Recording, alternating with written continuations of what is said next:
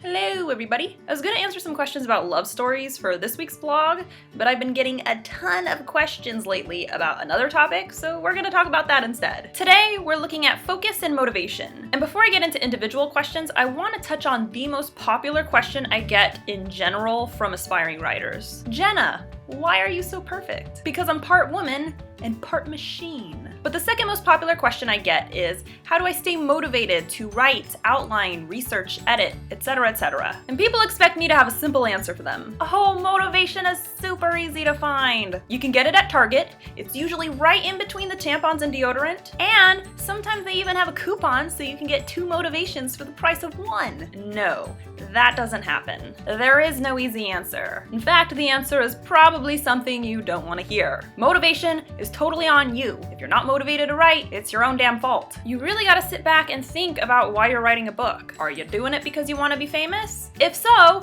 you've made a terrible decision. There are much easier paths to fame. Might I suggest a sex tape? Are you doing it because you loved The Hunger Games or Twilight and want to duplicate it? Okay, well that's certainly been done before to some fairly good success, but it's still not a recommended course of action. Or are you writing a book because you love to write? Are you writing a book because writing is your favorite thing to do? These are good reasons to pursue writing. Ask yourself, how badly do you want to be a writer? If you want to be a writer really, really badly, then write the fucking book. No excuses. Look, I've wanted to be a writer since I was 6 years old. It is my lifelong dream. So I don't have trouble finding motivation because this is literally all I want. And yeah, I have days when it gets totally frustrating, but I power through it because I want to be a writer so fucking badly. So really, just take a minute to reassess your situation. Think about what it is that you actually want. If you really don't want to be a writer, that's totally okay. But don't waste your time pursuing a goal if it's not the right one for you. Because writing a book is hard and exhausting and miserable at times.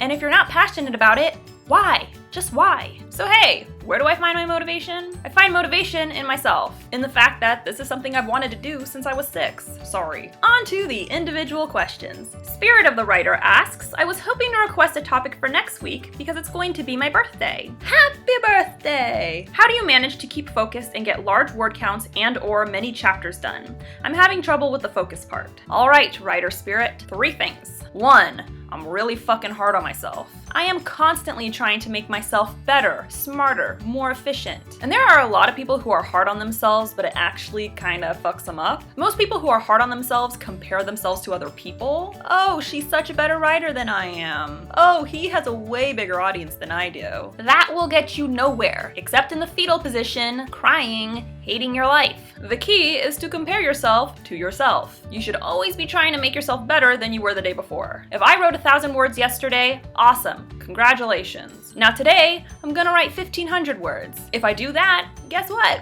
I just outdid myself. The second thing I do is create specific writing goals for each day. I tell myself, all right, today I have to write 10 pages. No exceptions, it's happening, bottom line. A few days ago, I was working on a super difficult scene, and I told myself I wasn't going to bed until that scene was done. So I ended up going to bed at 6:30 in the morning. The sun was literally up in the fucking sky. But the scene was done, and that's what counts. You gotta make yourself daily goals and you gotta stick to them. Care about yourself enough not to let yourself down. The last thing I do is I set myself up for success. As a writer, you need to learn which environments are best for you in order to stay focused. What sort of things make you lose your train of thought or motivation? For me, if I'm physically uncomfortable, I won't get any writing done. So I write in bed, in my PJs. Doesn't get more comfortable than that. I also can't concentrate in complete and utter stillness or silence.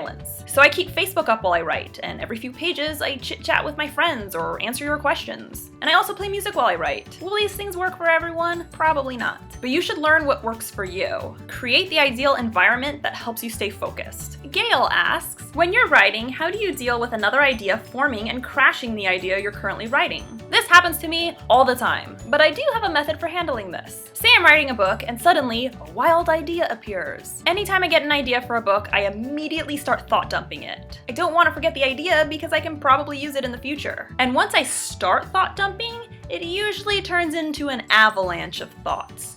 to dump. That's the moment when I think, oh shit, I'm in too deep. In these situations, I usually give myself a week-long pass from my current project. In 1 week, I gotta get all this crap out of my system. Not literally. So I'll just purge my brain of all possible ideas for this story, get a nice little outline going for it, and by the time the week is over, I've usually gotten the excitement for the new story out of my system, and I can go back to writing the book I was already working on. Think of it like being in an open relationship with your manuscript. You're like, hey, you're my main boo, but every once in a while, I'm gonna explore, I'm gonna dabble. But baby, I'll always come back to you. Shelley Cruz asks, currently I am in the outlining phase for my book, but my trouble is narrowing my ideas down to one. My question is, have you ever had more than one story you wanted to write at the same time, and how do you prioritize these writing projects? Have I ever had more than one story I wanted to write at the same time? Yes, I'm a big old story whore, and I want to write all the stories. How do I prioritize them? I pay attention to 3 things. 1. Which story am I most passionate about? Your stories are kind of like your kids. You love them all, but there's always one you love a little bit more. Wait, that's not how parenting works? That's actually a form of emotional abuse? Didn't know that. But anyway, figure out which story you're most invested in. It's probably the one you think about most, so it shouldn't be hard to determine. Second thing, which story is the most developed? I have about 10 stories prepared, and some of them are completely outlined, and others I've got about a quarter ready, and the rest is a mystery. So I'm gonna work on the ones that kinda sorta have their shit together already. Last thing, which story is better suited for your audience? If you got one story that'll hit a broad range of readers, and another story that will maybe only appeal to boys ages 15 to 16 and a half with asthma and blue eyes, maybe write the first story instead. Once you've gone through these 3 things, you should have a pretty clear idea of which story you should write first, and use all those other ideas as motivation to write quickly. Get the book done so you can move on to the next. Scott Moses asks, lately I've been in a rut of thinking everything I write sucks. I'm having some trouble moving forward. Got any advice? Of course I've got advice. No matter how shitty you feel about your writing, you absolutely have to keep going. If you stop every time you feel like crap, you will literally never finish. Because us writers feel like crap about our writing quite a lot. The only thing I ever feel confident in on the first draft is dialogue. Everything else, all forms of narrative, I always feel fairly certain that it's complete and utter garbage while I'm writing it.